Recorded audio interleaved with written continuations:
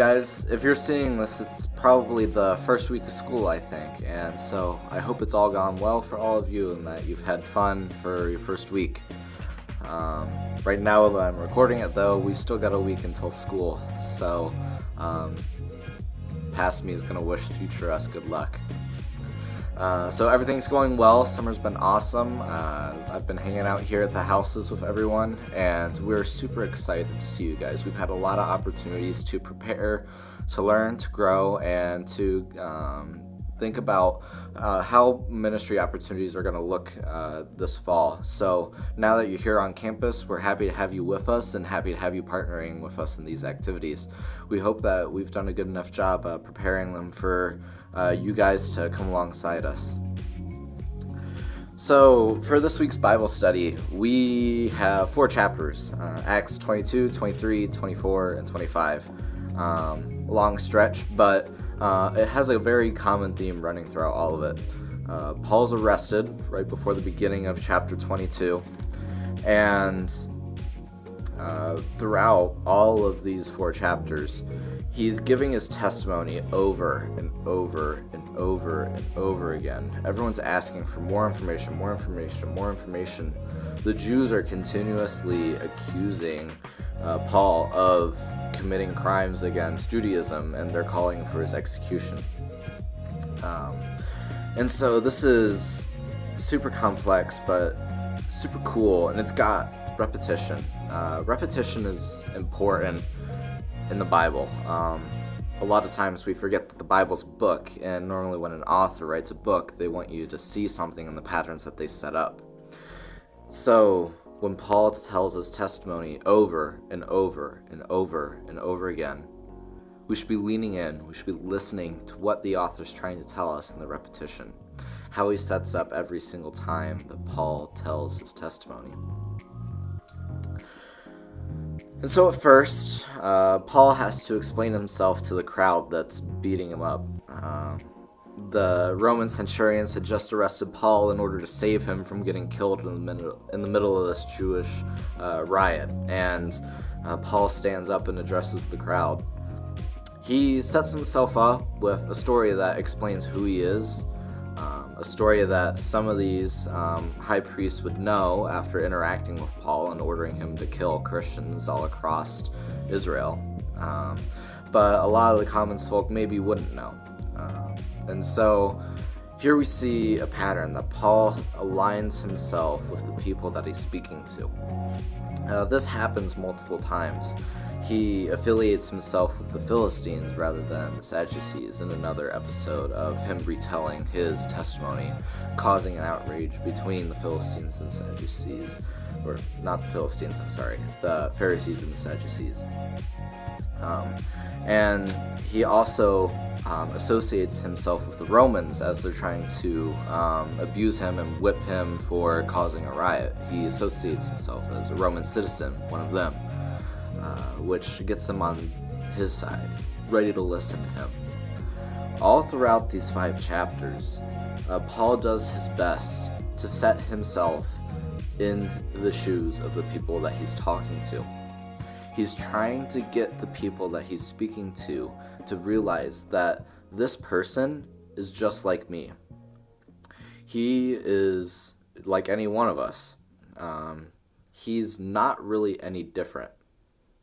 He's just convinced in this one belief that Jesus is the Christ, the Son of the living God, and that no one goes to the Father except through him.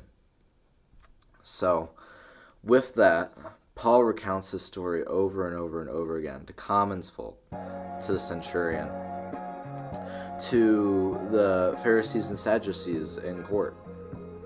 And then he gets transferred, and he tells his story to governors and to kings before finally preparing for his trip to go tell his story to Caesar. And so that's one theme that I want to get out of these stories, that Paul aligns himself with the people that he's speaking to. Next, he's not afraid to tell the truth. In every single one of his testimonies, he gets to the point. Eventually, after aligning himself with the Jews, everyone's feeling confident. Yeah, this guy's one of us. Maybe we shouldn't have been beating him up in the street. He turns and he starts talking about the Jesus of Nazareth.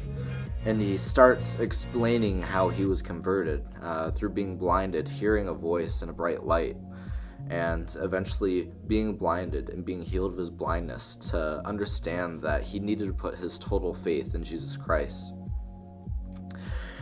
He is also talking to the Sanhedrin, and he says that he believes in the resurrection of the dead. He's referring to the fact that Jesus rose from the dead, while some of his other motives are also to set the Pharisees and the Sadducees against each other. So Festus, the governor, also consults with Paul, and Felix, the other governor, consults with Paul.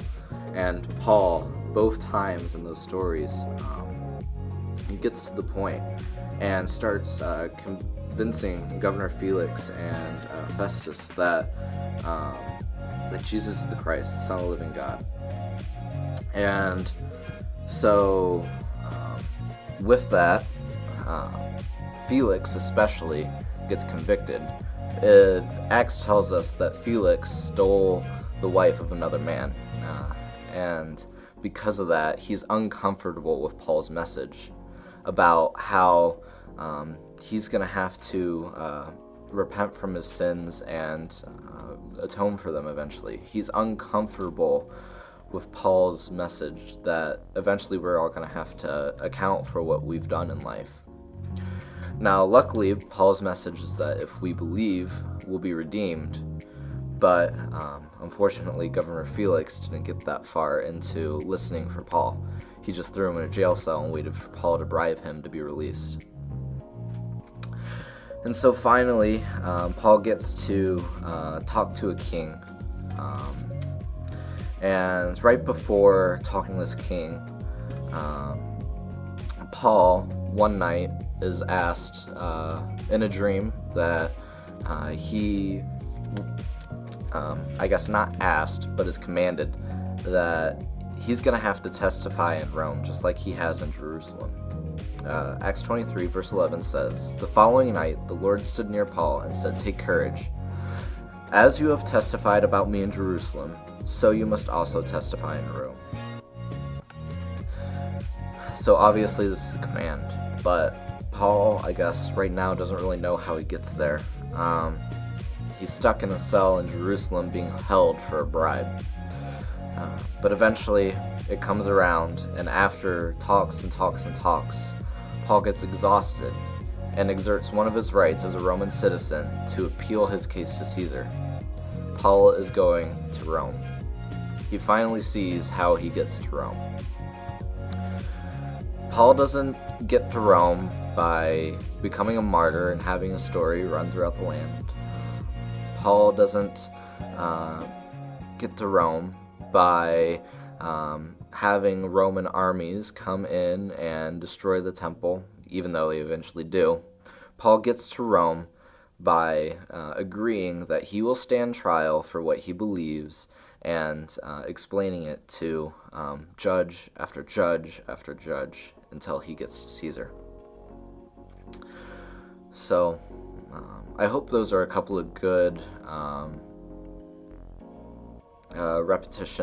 examples of repetition there, and I hope that you guys can hopefully think about this when you're looking at stories, that when item after item after item is repeated in the Bible, that the author is writing something purposefully. The Bible, even though it's extremely long, each author had a very short time to convey what they wanted to say. So they pack everything with meaning. Every word has reason after reason why it's there. So with that, I hope that you guys are encouraged. Please share your faith. Be encouraged by one another. Make sure that you connect with people that you're trying to share the gospel with. Allow them to realize that your personal testimony is just as worthwhile as facts and logic. You know, faith is sometimes based upon just believing in God no matter what. So